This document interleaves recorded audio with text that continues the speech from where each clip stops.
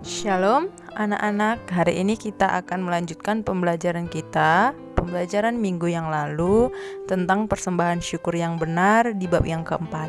Hari ini kita akan lanjut di halaman ke-36 dengan judul Persembahan syukur adalah milik Allah dan hati yang bersyukur. Persembahan syukur adalah milik Allah. Persembahan umat adalah bentuk ucapan syukur kepada Allah. Allah tidak dapat disuap sehingga Allah bisa menjadikan orang Kristen menjadi kaya. Allah tidak miskin sehingga manusia harus mengumpulkan persembahan. Allah tidak miskin sehingga manusia harus mengumpulkan persembahan. Jadi kenapa kita harus memberikan persembahan syukur? Karena persembahan syukur kita itu adalah milik Allah yang sebenarnya, dan itu kita kembalikan kepada Tuhan sebagai ungkapan hati kita kepada Tuhan, atau sebagaimana kita dekat dan mengenal Tuhan.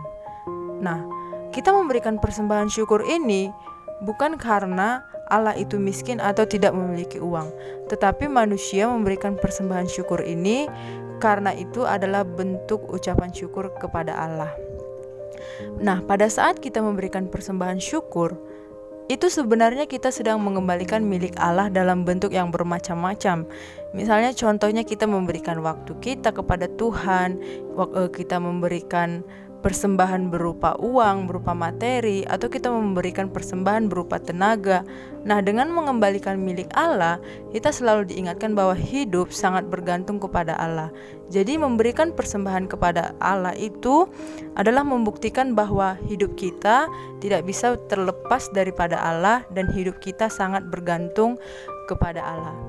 Dalam perjanjian lama, bangsa Yahudi memberikan persembahan dengan kurban bakaran.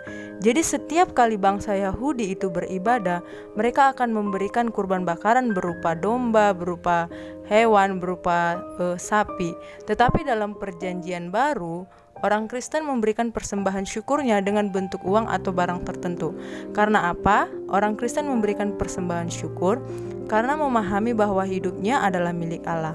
Nah, di dalam perjanjian lama, pada waktu mereka memberikan korban bakaran, itu melambangkan adalah apa yang akan mereka kurbankan kepada Tuhan. Nah, sementara dalam perjanjian baru, Tuhan Yesus sudah mengorbankan dirinya sebagai persembahan yang sebenarnya dan persembahan yang seutuhnya. Sehingga dalam perjanjian baru, kita tidak perlu lagi membawa kurban bakaran ke dalam gereja.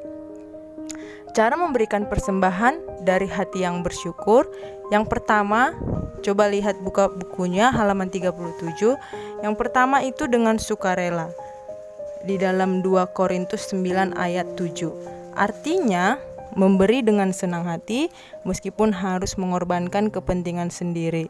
Jadi, memberikan persembahan tidak boleh dengan paksaan, tetapi harus dari dan bersumber dari hati. Yang kedua, sesuai dengan kesanggupan.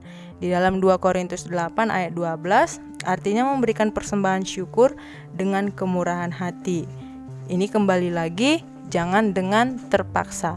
Yang ketiga, dengan ketulusan. Mazmur 50 ayat 7-15. Artinya persembahan syukur diberikan sebagai tanda penyerahan diri kepada Allah dan tidak mengharapkan balas jasa. Jadi, seperti yang Miss jelaskan tadi, kita memberikan persembahan bukan supaya Allah memberkati kita, tetapi melainkan karena Allah sudah memberkati kita terlebih dahulu. Oleh karena itu kita memberikan persembahan.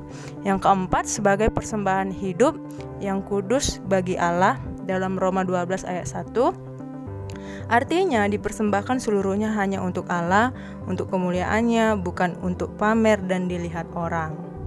Nah, dari penjelasan minggu yang lalu dan minggu hari ini, semoga kalian dapat mengerti dan dapat mengaplikasikannya dalam kehidupan kalian sehari-hari dengan memberikan persembahan syukur yang benar di hadapan Tuhan. Ini dulu yang bisa Miss jelaskan. Shalom, Tuhan Yesus memberkati.